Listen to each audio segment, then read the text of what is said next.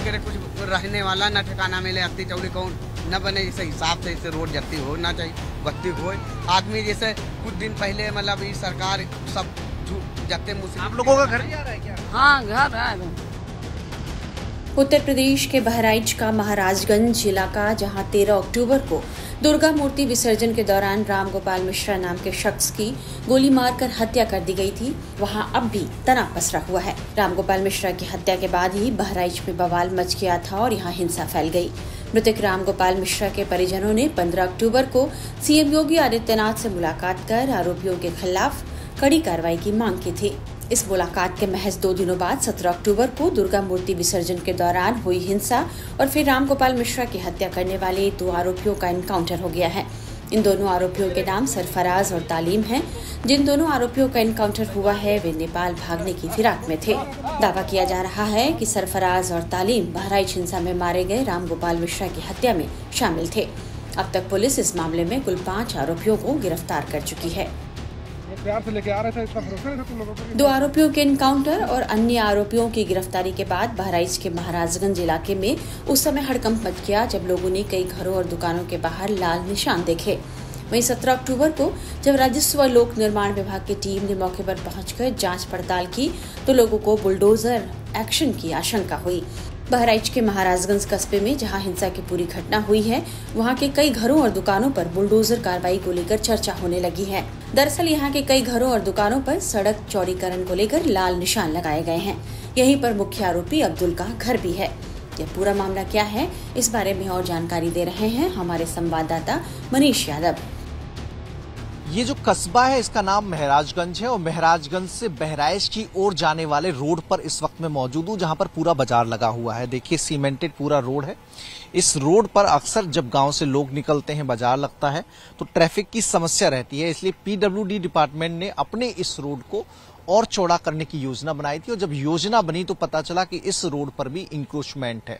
जो सरकारी जमीन रोड के इधर उधर छोड़ी जाती है वहां पर भी लोगों ने अपने मकान बना लिए हैं। तो पीडब्ल्यूडी डिपार्टमेंट ने इस इंक्रोचमेंट को हटाने की कवायद 1 महीने पहले शुरू कराई थी और उसके चिन्हीकरण किया गया था और उसी का निशान यहां पर मौजूद है। मतलब लगभग 8 से 10 फुट जो सड़क का हिस्सा होता है उस पर लोगों ने अपना कब्जा कर लिया है। कुछ ने चबूतरा बना लिया और कुछ ने यहाँ पर पक्के कंस्ट्रक्शन करके दुकान आगे बढ़ा ली है। अब जिला प्रशासन इसकी जांच करवा रहा है और जांच के बाद रोड को चौड़ा करने के लिए जो बुलडोजर का एक्शन लिया जाता रहा है निर्धारित नियमों का पालन करते हुए, उसी के तहत यहां पर भी कार्रवाई अमल में लाई जाएगी। जो पूरा रोड है जहां जहां लोगों ने मकान बनाया है, लगभग 5 से लेकर 8 फीट तक पूरा कब्जा किया है नाले के दोनों तरफ, तो वो हटाया जाएगा। टीन शेड आपको उसके दायरे में नजर आएंगे। जो आरोपी बहराइच कांड का अब्दुल हमीद, सरफराज और फहीम है, उसका घर भी इसकी चपेट में आएगा। जो टीन शेड लगा हुआ है उन्होंने भी अपने घर को जो है आगे बढ़ा लिया था, तो उसका घर भी इस जद में है, उस पर भी एक्शन लिया जाएगा, कार्रवाई की जाएगी। क्योंकि योगी राज में इंक्रोचमेंट के खिलाफ सरकारी जमीन पर अगर किसी ने कब्जा करने की कोशिश की है तो सख्त एक्शन अमल में लाया गया है। तो इस मामले में भी कवायद पहले से जारी थी, लेकिन अब जांच को और तेज किया जाएगा ताकि अवैध अतिक्रमण को हटाया जा सके और ऐसे लोगों के खिलाफ एक्शन लिया जा सके। हालांकि बताया जा रहा है कि यह निशान बहुत पहले से लगा है, लेकिन हालिया घटना को लेकर स्थानीय लोगों में भय का माहौल बन गया है। बुलडोजर एक्शन की आशंका को लेकर स्थानीय मुसलमानों ने क्या बताया, ये सुनिए।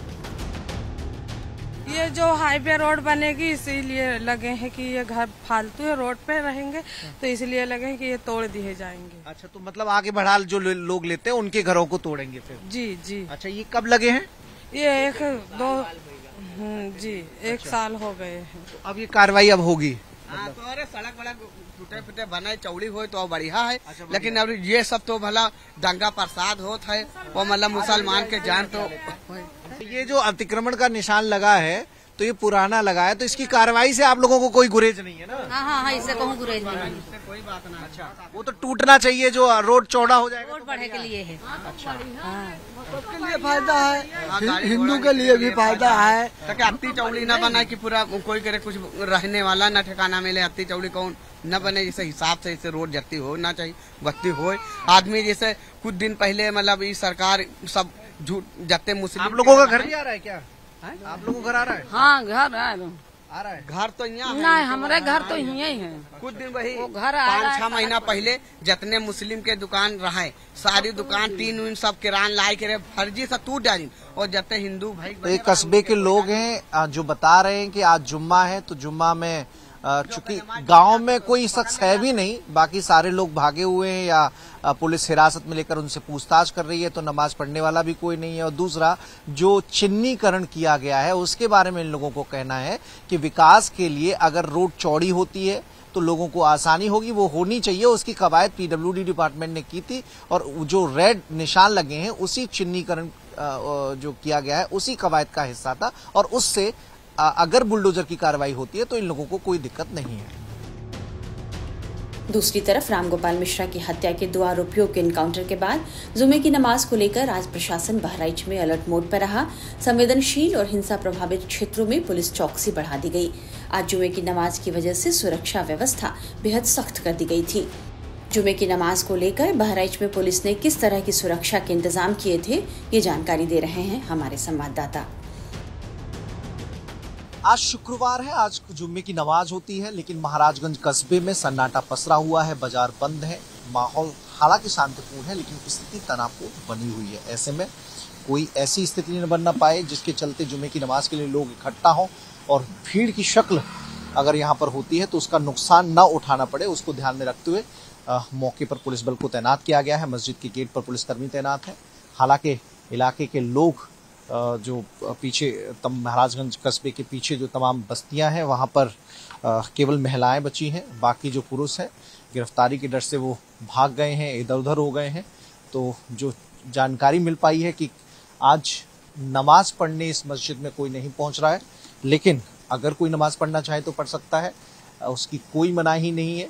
पुलिस का पहरा हालांकि पूरे बाजार में आप देखेंगे, फायर सर्विस की गाड़ियां भी हैं, बाकी जो जरूरी आरपीएफ पीएससी के कर्मी होते हैं वो भी अपनी अपनी लोकेशन पर तैनात हैं, ताकि लॉ एंड ऑर्डर को लेकर कोई सवाल कम से कम खड़े न हो और मामला शांतिपूर्ण बना रहे। जुमे की नमाज की वजह से जिले को कई सेक्टर में बांटकर पुलिस ने सुरक्षा बढ़ा दी थी।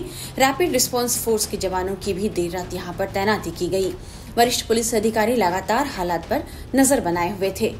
दूसरी तरफ उत्तर प्रदेश के बहराइच हिंसा और रामगोपाल मिश्रा की हत्या के आरोपियों को 14 दिन की पुलिस कस्टडी में भेज दिया गया है। सुरक्षा कारणों के कारण उन्हें अपर जिला जज पूनम पाठक के आवास पर ही पेश किया गया। आरोपियों को जब जज के आवास पर लाया जा रहा था तो इस दौरान सुरक्षा व्यवस्था कड़ी रही। सुरक्षा कारणों को ध्यान में रखते हुए पुलिस ने बहराइच हिंसा के 5 आरोपियों मोहम्मद फहीम, मोहम्मद तालिम, मोहम्मद सरफराज, अब्दुल हमीद और मोहम्मद अफजाल को अपर जिला न्यायाधीश के आवास पर लेकर आई। जज ने आरोपियों को 14 दिन की पुलिस कस्टडी में भेज दिया। इन आरोपियों की गिरफ्तारी 17 अक्टूबर को हुई थी। इनमें से ही 2 आरोपियों सरफराज और तालिम का एनकाउंटर किया गया।